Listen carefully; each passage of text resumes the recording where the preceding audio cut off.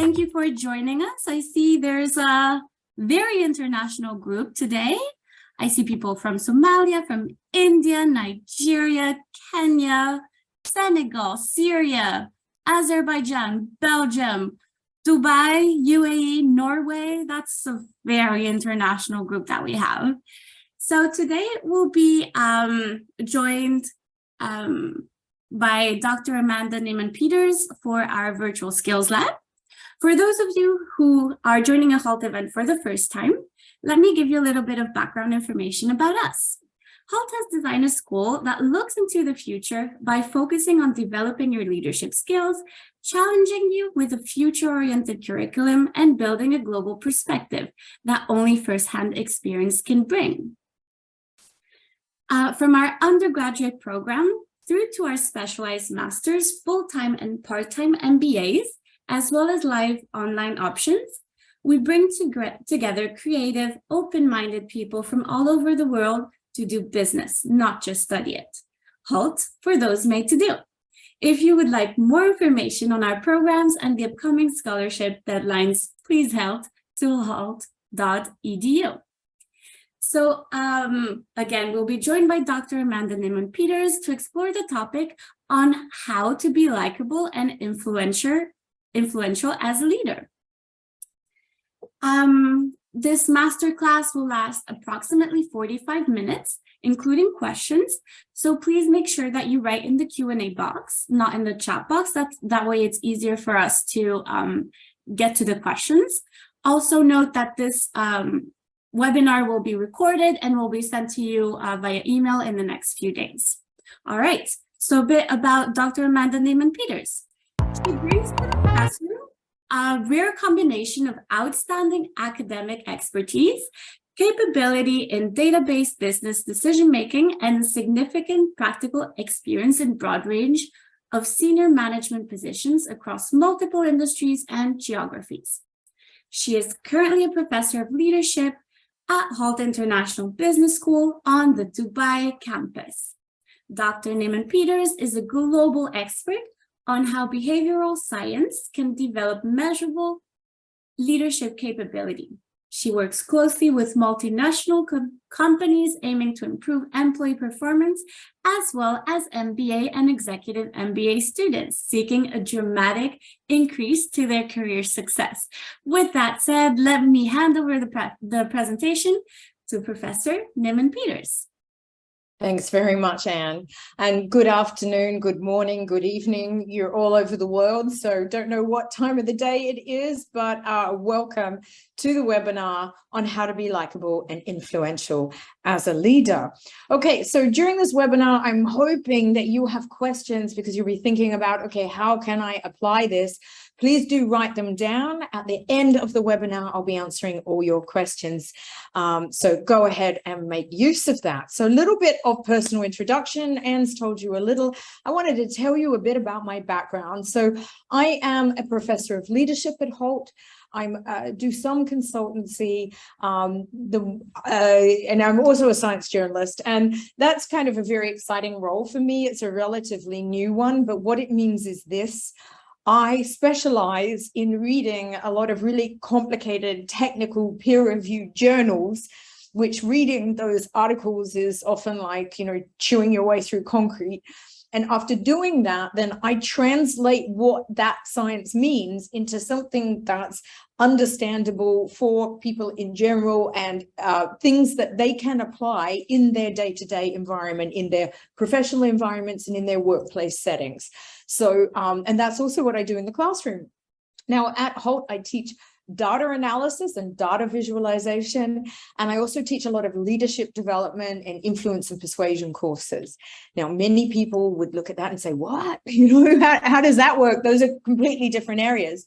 But I believe that in order to be a strong leader, you actually need skills in both of these areas.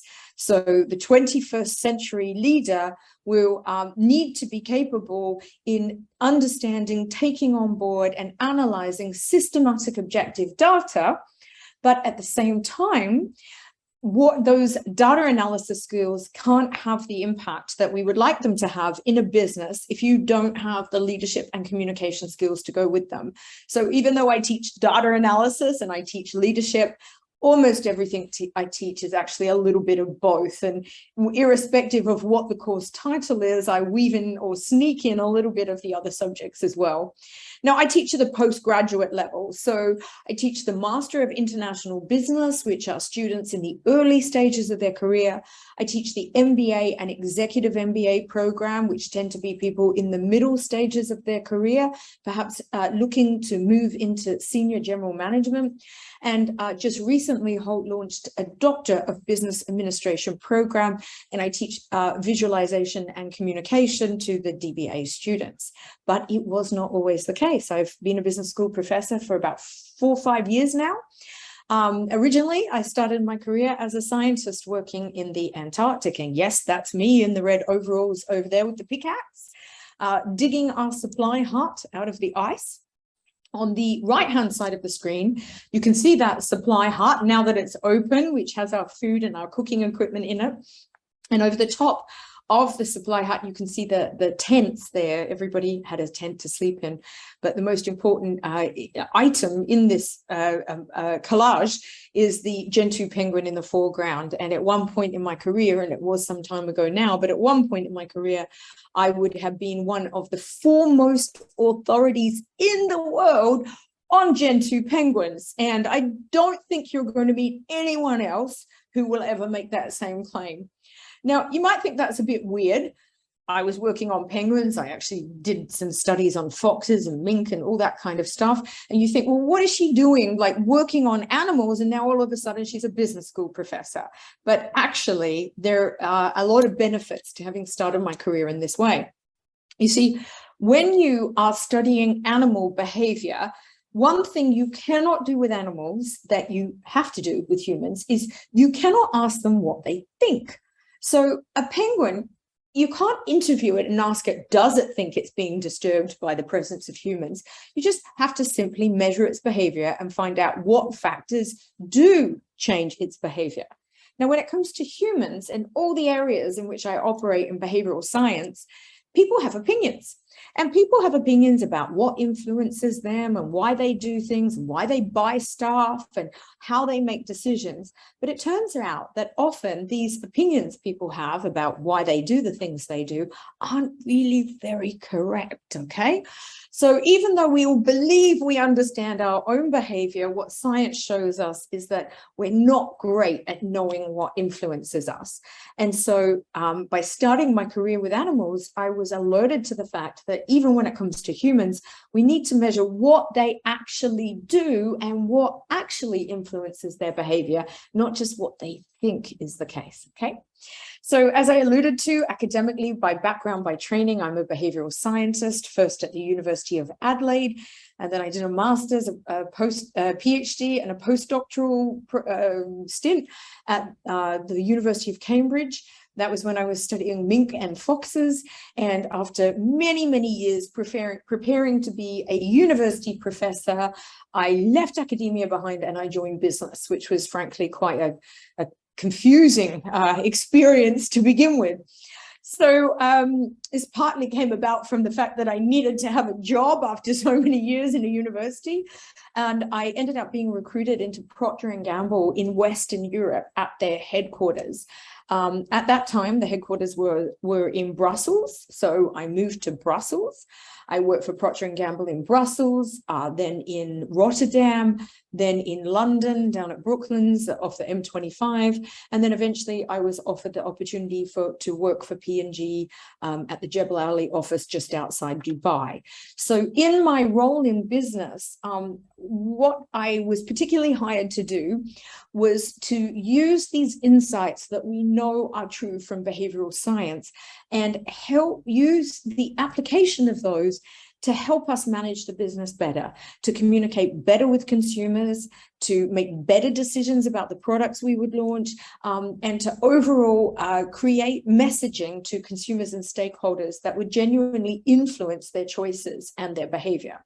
Now, this is a fantastic company. I did really enjoy it. And any P&G people out there will back me up. It's a fantastic place to work.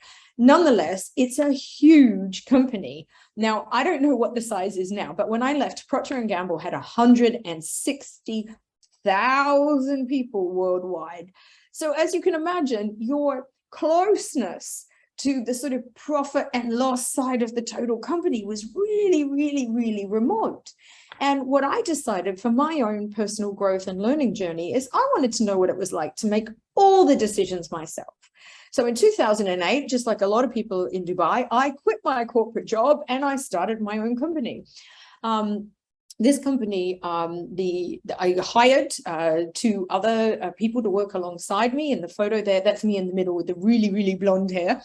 On the left, you can see Dina Al-Hindi from Saudi. On the right, that's Deepa James from India.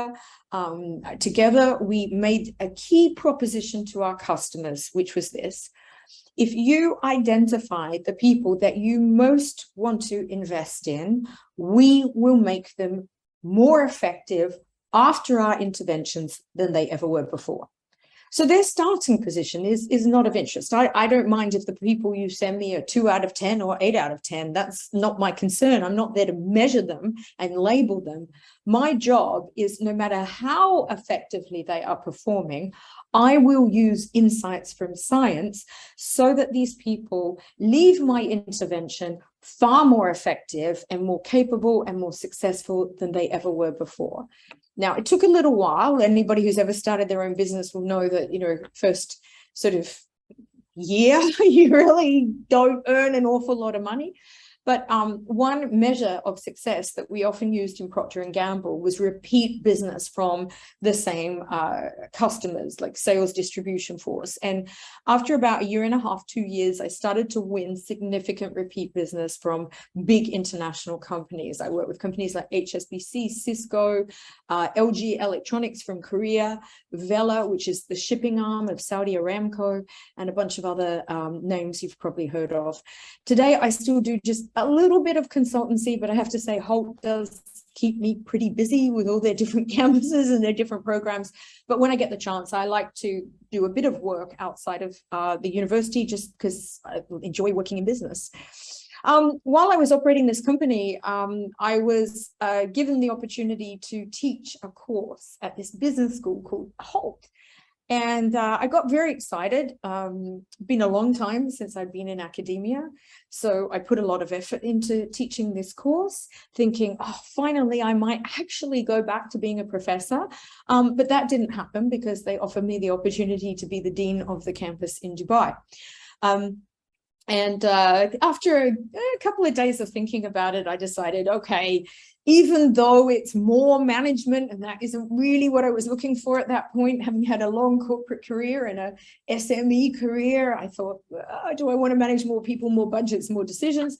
But at the end of the day, I decided it was a great opportunity. So I took on the role as the Dean of Dubai campus. And this particular screenshot is from one of the first things that I did, which was to try to clear up misconceptions about Dubai from people around the world. So as the dean, I was aware that, a lot of people were really excited about, Boston, San Francisco, London.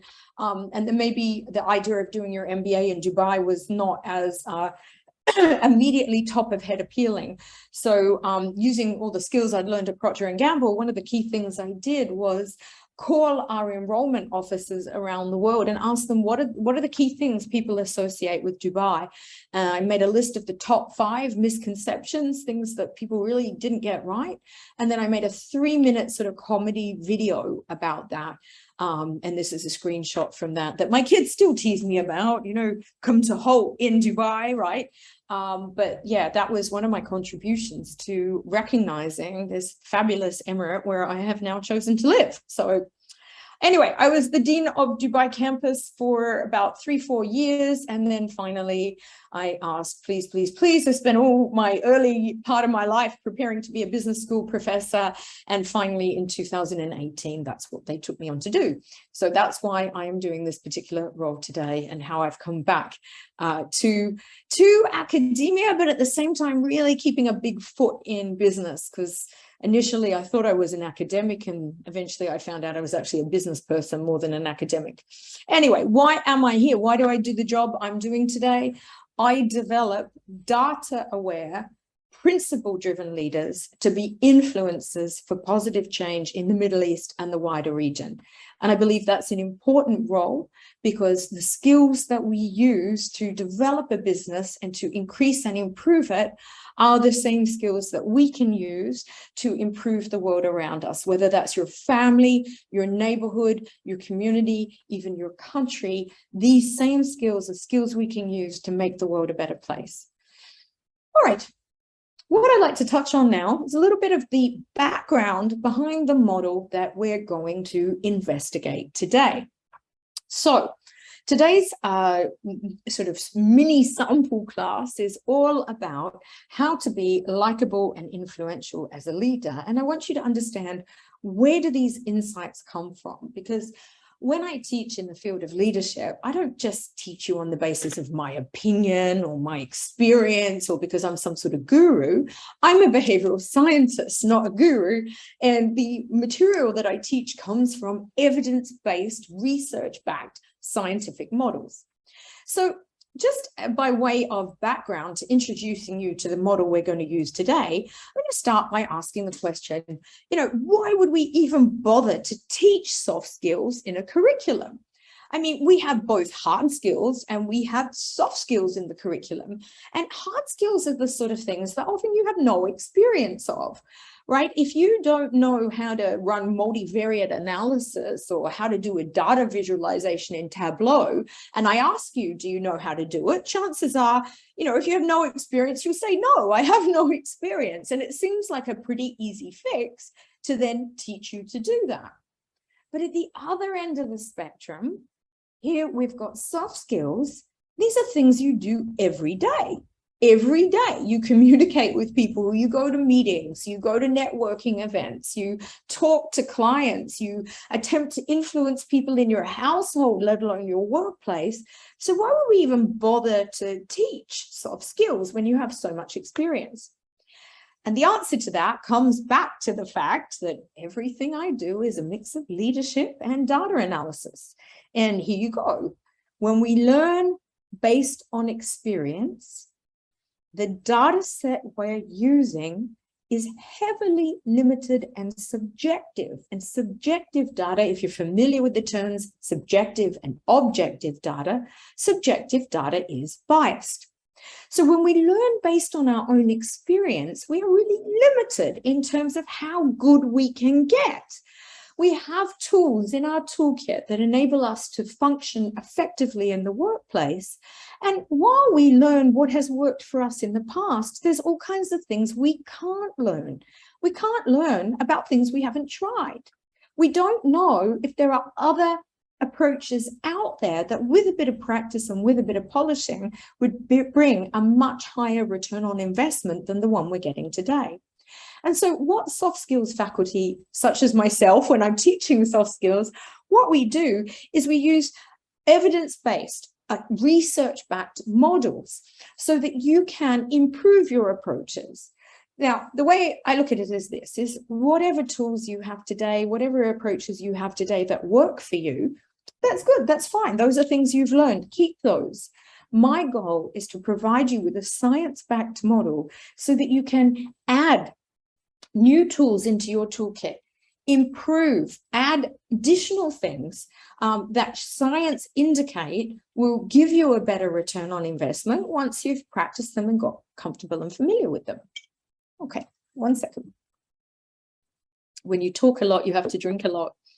Okay, so if we are going to use objective evidence-based models for teaching you skills, here's a key point. These need to be up-to-date, relevant models. So in order for you to learn influencing skills and evidence-based influencing skills based off a model, we need a model that's relevant to 21st century workplaces. the world of work today is vastly different from what it was even 5 years ago, let alone the 20th century. So if I'm going to use a research-backed, evidence-based model to help you improve your influencing skills, it needs to be something that's been updated recently. And that's where the research that I did comes in. You see, anybody who has an interest in this topic has probably heard of a professor called Robert Cialdini. Now, Cialdini's work was seminal and groundbreaking in the field of the psychology of influence.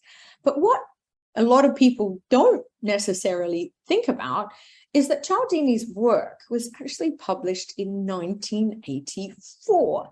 And since then, everything that he's gone on to publish has really just been interpreting new situations in terms of the same model, the same 6 principles that he originally published back in 1984.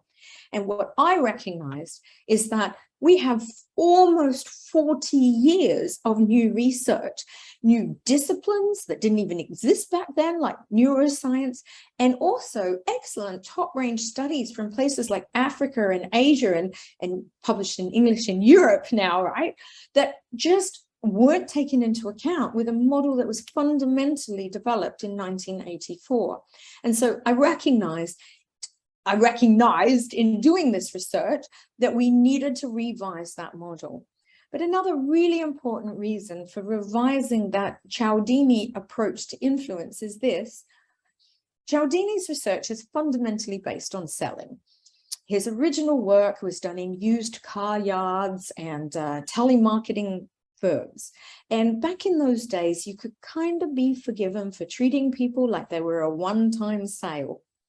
Here's the thing, that today our workforces are interconnected. We see people, we build relationships, and we need a model that enables us to build social capital as we attempt to influence people, rather than borrow from the social capital we have, sort of in the hope, oh, well, it doesn't matter because I won't see them again. So for all of those reasons, I undertook a review of the scientific literature on influencing.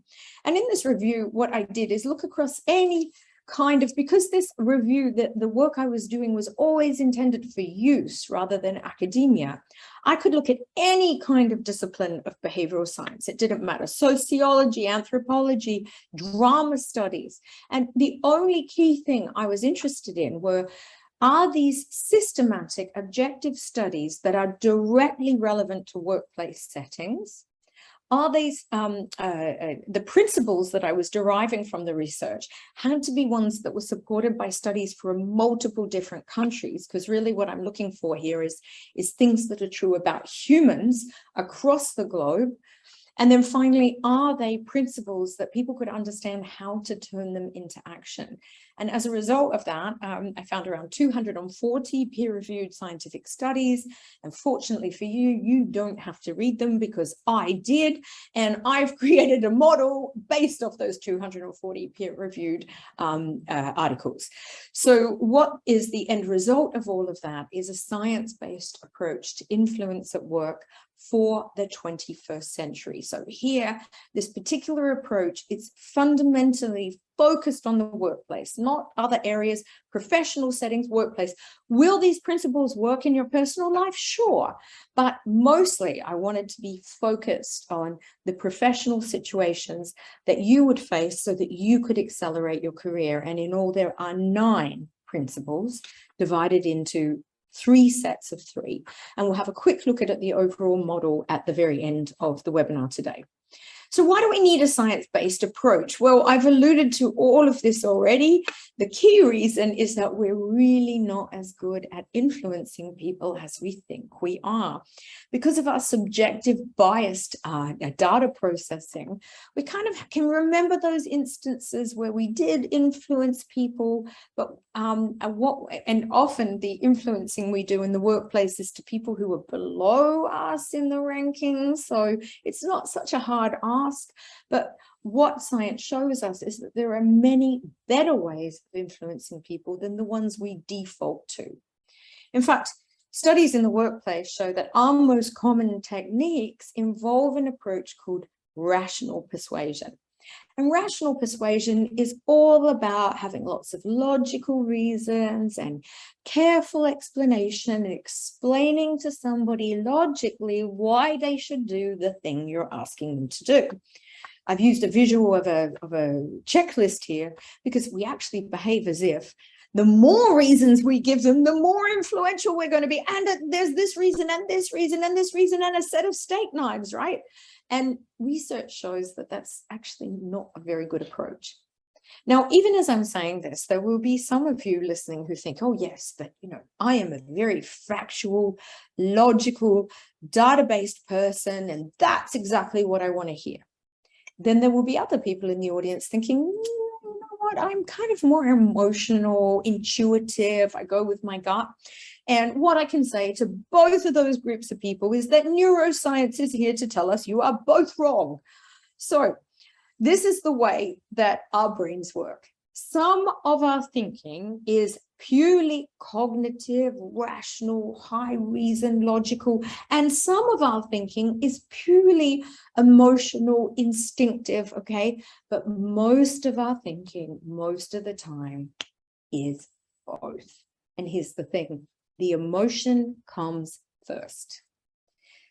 Deep down, the subconscious signals that our brains are picking up, the emotional stirrings, the hormones circulating in our blood are affecting what facts and data we're paying attention to.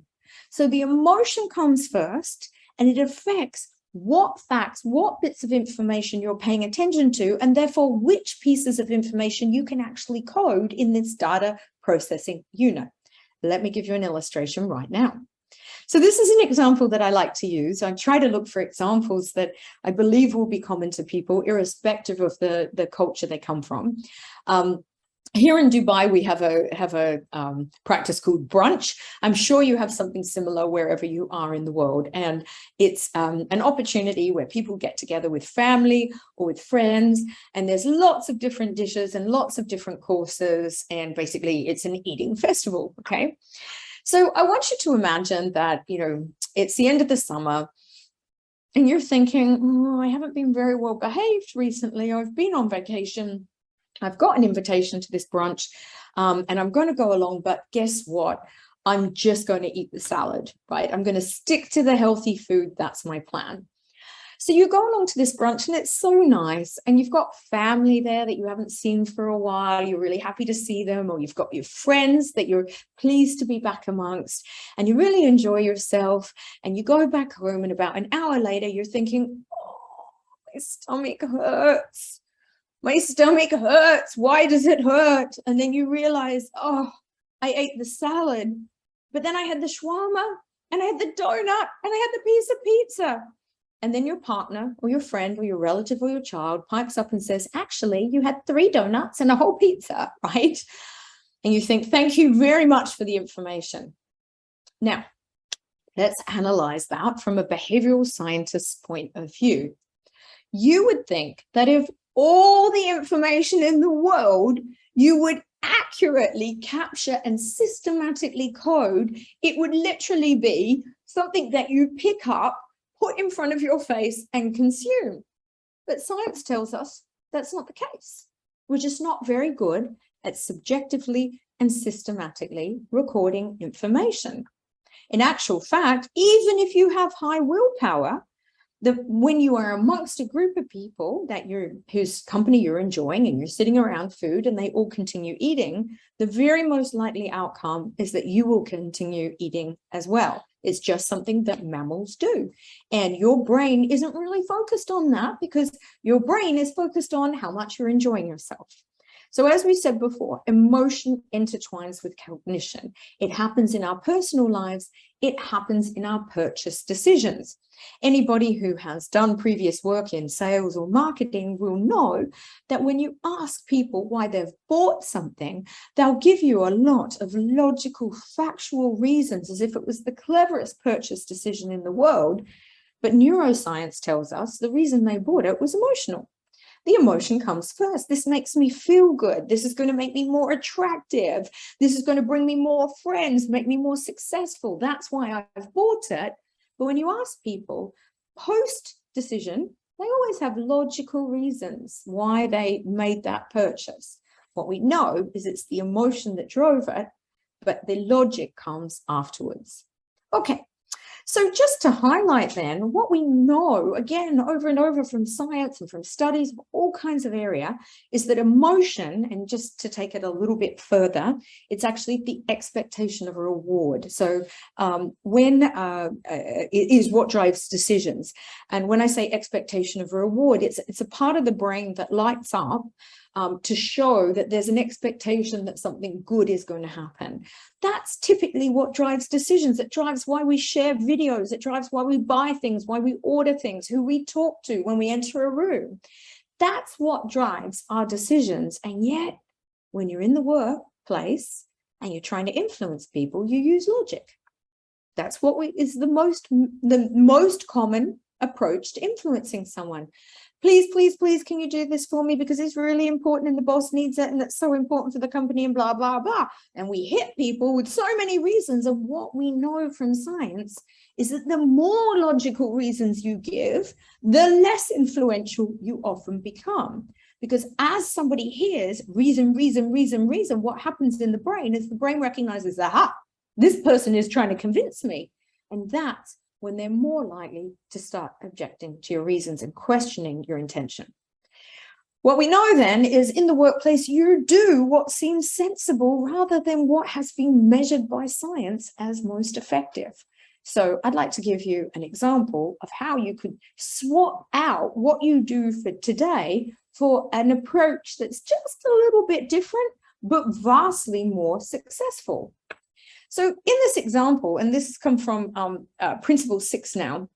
So Principle 6 is a 9-principle model, and Principle 6 is called reasoning how to do it better. And that refers to the fact that the most common approach we use in the workplace is giving people logical reasons. That's over on the left-hand side, all the logical reasons in the list. But actually what drives their behavior and makes them want to do something is the expectation of some sort of reward. If you think about it this way, on the left-hand side, you're hitting real surface level, lots of logical reasons, and a person is aware that you're attempting to influence them, and they may work, but they're effectively doing you a favor. Please, please, please, because of this, because of this, because of this. So you're borrowing from social capital.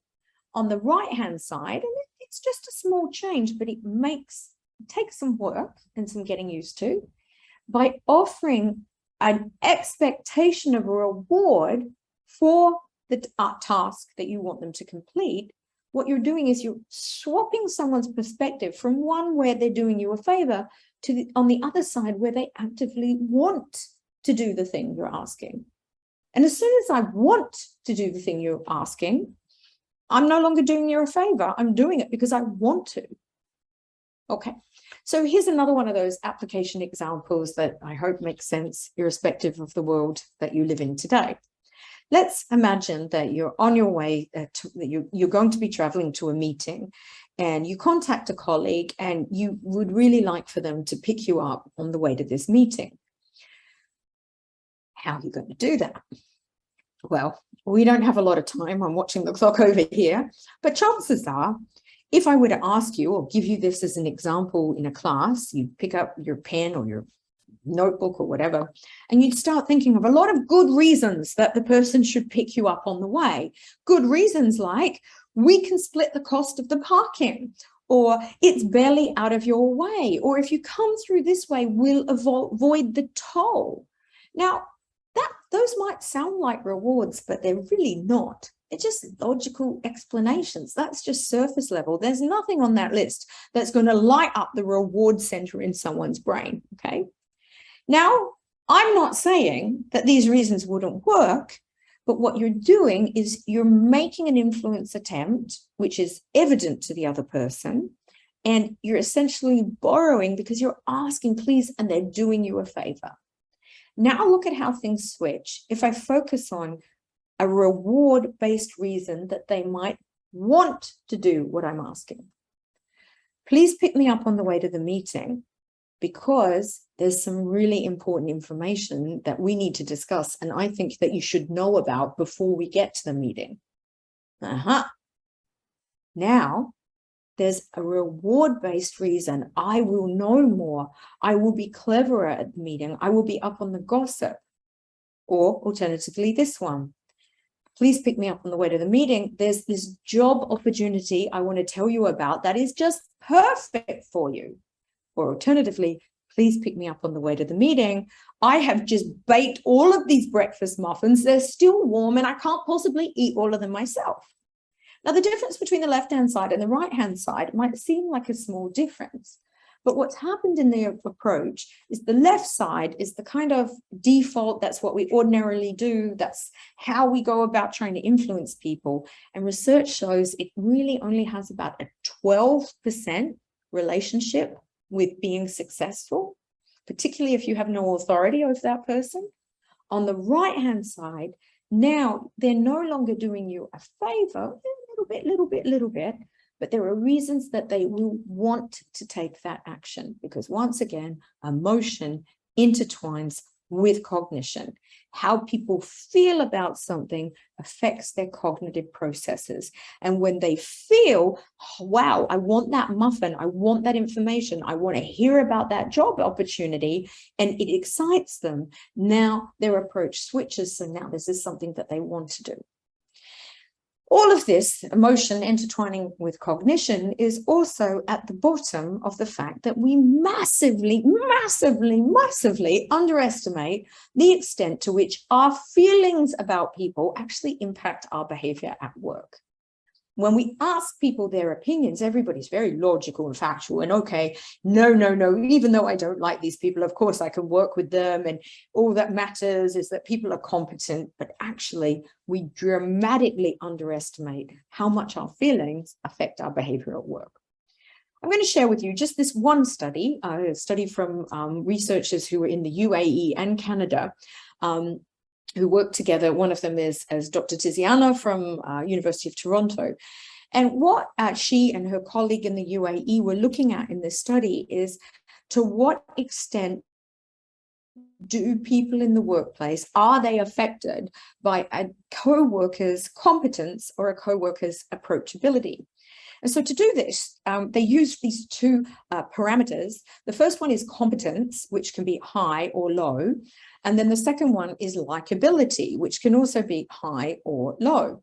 And what these two researchers did is they took these two parameters and they sort of divided them in the middle to make a 2x2 matrix, resulting in 4 different categories of people. 2 of those categories of people are people who are high in competence and high in likability. And the researchers called those people lovable stars, good at their jobs and very lovable by everybody in the office. What great people to work with, right? At the other end of the spectrum, and we hope there aren't too many of these in your workplace, you have people who aren't very good, aren't very competent, and really aren't very likable. And the researchers called those people incompetent jerks. Now, here's the thing. This is the question that the researchers asked everybody in the study, and these were people in the workplace.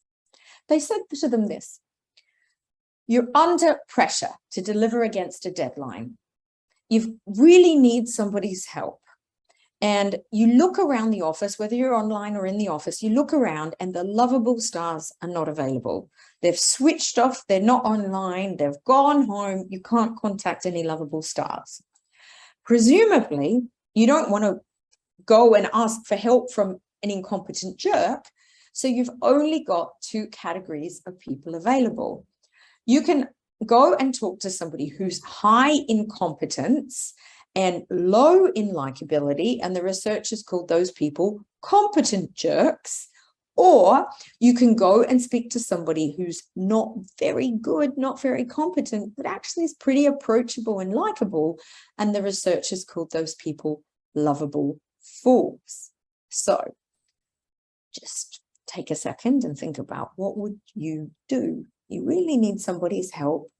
The only people really available are competent jerks or lovable fools. Where do you go? Now, if we were actually in a class together right now, I'd ask you to raise your hands. And what I would likely see, I can see somebody did raise their hand, but I can't see you. Sorry about that. What we typically see and this is likely to be true in your case, around about 2/3 to 3/4 of the time, people say, I'd go to the competent jerk. Ultimately, I could suck it up. The person's a pain in the neck to work with, but at least they're good at their job. So I'm going to go see the competent jerk. That's what the vast majority of people say. That's what they say they would do.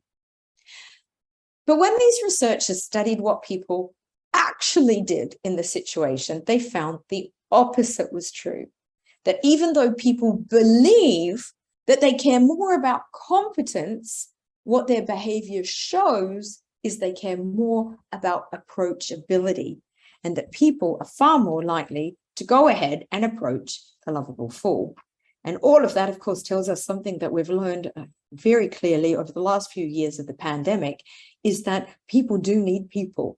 And no matter what kind of, unless you're really right at the ends of the normal curve, how people feel cared for, how they interact with others actually really matters. And it goes back to prove this point I made a few minutes ago.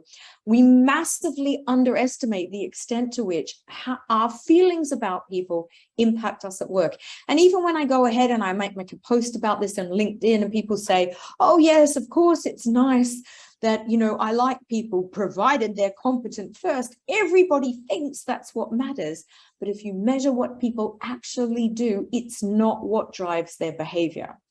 And so as a leader in the workplace, and I am by no means suggesting you should be everybody's best friend. In fact, I've written a number of articles that say this is not about being everybody's best friend. This is not about buying people donuts or beer, wherever in the world you are, reindeer meat, I don't know. It's not about buying people things and telling them all about your weekend and being their best friends, not at all. The key to having people feel positively about you is that they feel that you're part of their team. And that's why principle 3 is called affiliation. It's the sense that the people you're working with, they're on your side, you're on the same team, you're part of the same tribe. And this is why it matters as a leader. People don't have to love you. They don't have to be your best friend. You don't have to have them over to your house. You don't have to buy them breakfast, but they need that sense that you are on the same team. And let me say very clearly, telling them you're on the same team is not enough, because that's a logical reason. People have to feel, they have to believe that you are on their team, that you have their backs. Now, there's a massive number of experiments in this area, and I'm not going to take you through the science of every one of them, but what we know from a series of experiments is that when someone perceives, it's called in-group, that these people they're like me, they're part of my team, they're part of my tribe, they're in my group, they kind of have my back in some way, then what happens is we interpret their behavior more favorably. We are more likely to use positive words to describe them when we talk about them to other people. We rate their performance on tasks higher. So in these experiments, they showed people performing certain tasks. And when one experimental group was led to believe that this was someone who was like them, who was on their team, who had their backs, they rated their performance on that task higher than people watching the exact same video, but without that overall positive feeling towards the person. We know that when people perceive you as a leader as being part of their team or on their team or their tribe, they're more likely to listen to your advice. They're more likely to take your advice. They're more likely to want to cooperate with you.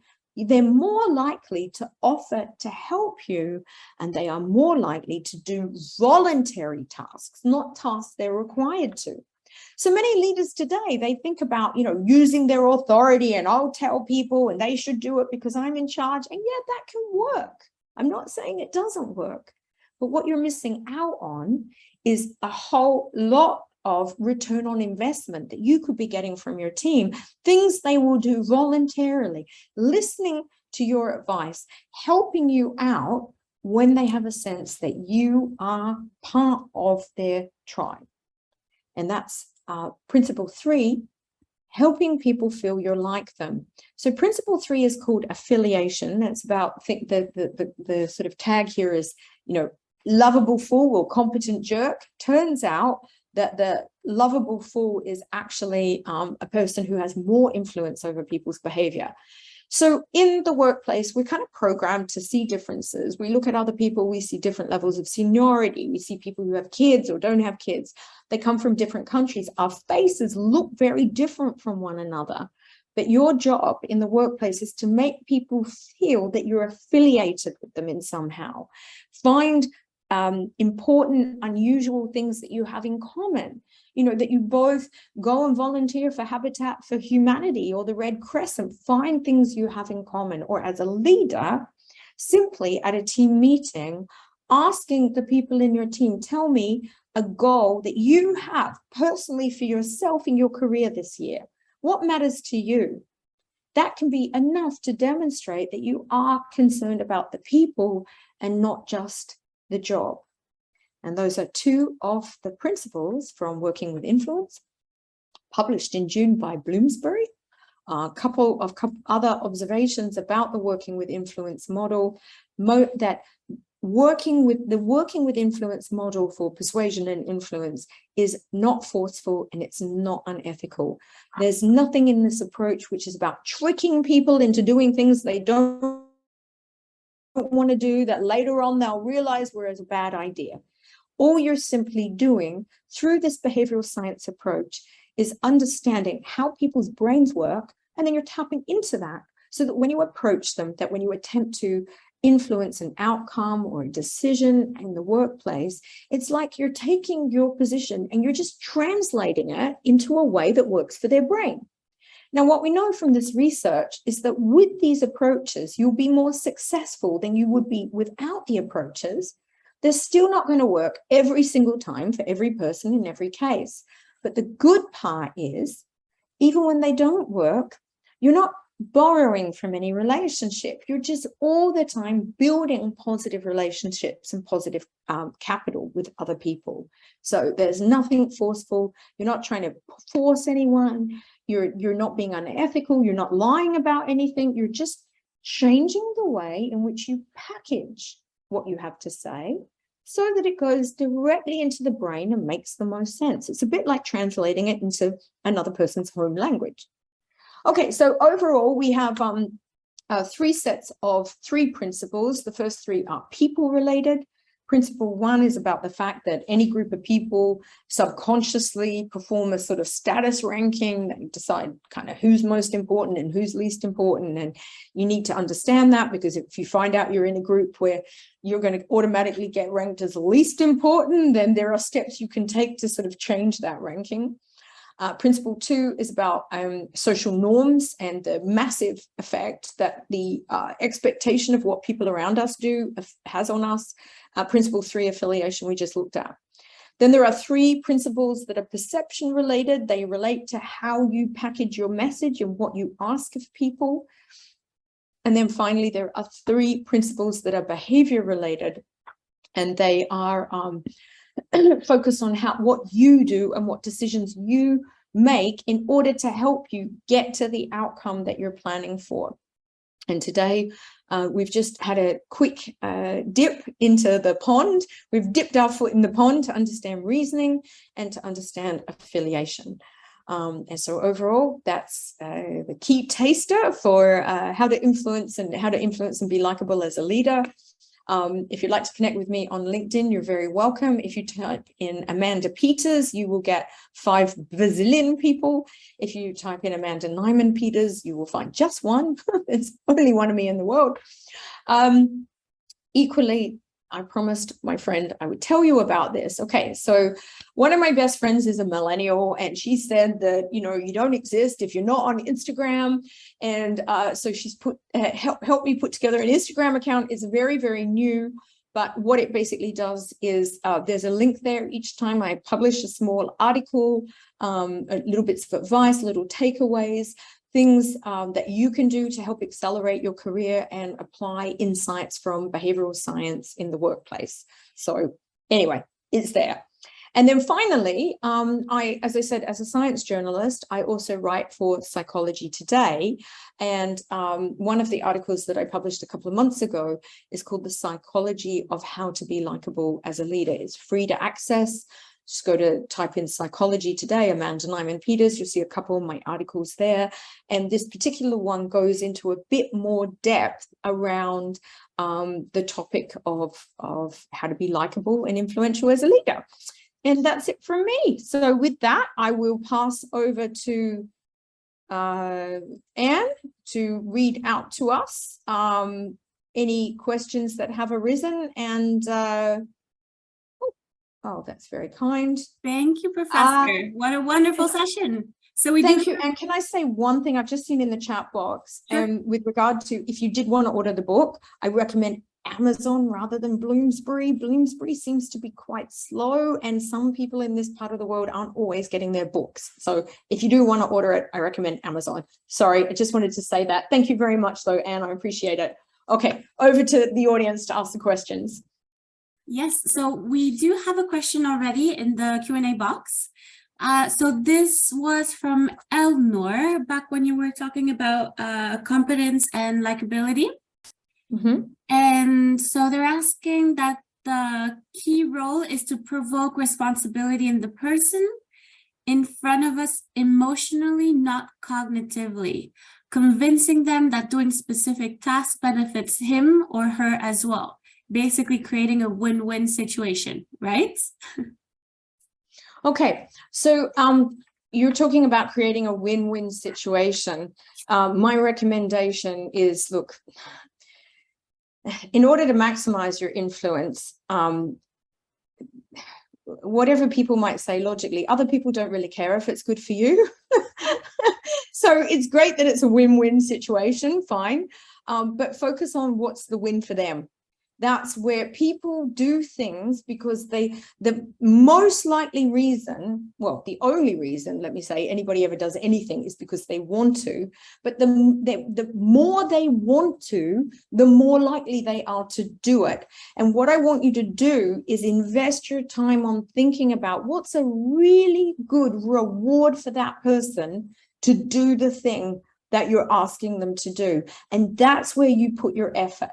I mean, yeah, I know that there's a lot of discussion of win-win when you go to see customers, et cetera, but at the end of the day, if you really want to maximize your chance that somebody does the thing you're asking them to do, they don't really care if it's good for you or not, right? It's just that what's going to trigger the likelihood is if you can get that reward center of the brain to light up. So something like, we'd like you to join this committee because, you know, the chief executive officer said that you were the #1 expert on this and the board wants to hear from you, right? Now, that might not sound like a reward, but provided that person is motivated to want to accelerate his or her career in the company, that is actually a reward. It's being recognized as an expert in front of senior people in a way that can help accelerate your career. A reason like that is likely to light up the reward center in their brain. Now, later, if they ask, and at that point, as I say, they don't really care whether it's good for you or not. So focus on a reward-driven reason, which is good for them. And that gives you the maximum likelihood they'll do what you're asking. All right, next question. I hope that answered your question. Thank you, Professor. So Garda is asking, what happens when someone becomes aware that this person is just out to get a ride in the carpool to work example? Positive outcome, negative outcome? Thank you for that. Thank you for the question. So first up, as I say, look, what's really important to me, it's actually really, really important to me that the influence attempts that we make with these models, that they're not forceful, they're not unethical. You're not trying to trick someone into something, and you need to be aware, like, if the answer is no, just leave it, right? How can I explain this? You know, in a video game, you have that bar above, the avatar has a bar above their head, and that's their life, right? And as their life sort of cuts down, then the avatar eventually dies and you have to buy potion to bring it back to life or whatever. If you think of that life as your social capital, that life bar, we're always trying to build it. We're not trying to borrow from it. So your objective in that instance could be to get a lift on the way to work. Now, you can do two things. You can not ask, right? But if you are going to ask, know that the most likely reason they'll do it is because they want to. And the more they want to, the more likely they are. And when you give them that reason, like, I have an important job opportunity to discuss with you, I have important information, like, you need to have something, right? Like, as I say, I baked breakfast muffins. I mean, you better have the breakfast muffins. It's not about the whole approach is about what will be more effective. But as you focus on things that are good for other people, and things that will be rewarding for them, that build your social capital. It's not going to work every single time in every situation. But the great thing about this approach is that even when it doesn't work, you're not destroying anything. You're not borrowing from anything. You're just simply making it more likely you'll get the outcome that you're after. And if the answer is no, that's fine. By pushing further, you're not going to make it more likely they'll say yes in the future. Yeah. So if I keep pushing, I'm just increasing the likelihood they won't want to do something with me in the future. It's just simply an approach that you'll gain more compliance with this approach than you will without it. But as I say, you have to be not lying. So you have to spend some time thinking about what would be a good reason for this person to pick me up, that they would actually they would want to do this thing. And then you have to deliver against it. Yeah, because it's not about fooling people or tricking them in any way. So what you'll find, however, is as you work more and more through this approach, you will also just build better and better social relationships with the people that you work with.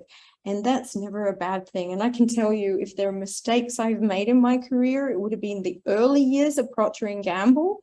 And, you know, those the relationships, the impressions you leave on people, they matter, and they will come back later. You never know when somebody that you think you don't need to see again, you burnt bridges with, ends up being the key purchaser from the key client that you want to do business with. So one of the great things about this approach is you'll continue to just build positive social relationships, and you'll get your outcome more often with it than without it. But when you don't get your outcome, okay, fine. There's no way to ensure you get what you want every time. Do we have another question? Thank you, Professor. So I think that's time actually for us. So unfortunately, no more questions. But again, thank you so much for the session. Thank you everyone for joining us today. As we mentioned before, you will receive by email a copy of this webinar by email in the next few days. If you have enjoyed the session, make sure to visit our website at hult.edu/virtual skills and register for as many of our upcoming events as you would like. So that will be good. Exactly. So that's all for us today. Hope you enjoyed it as much as we did. And see you all next time. All right. Take care, everyone. Lovely to meet with you, and enjoy your evening.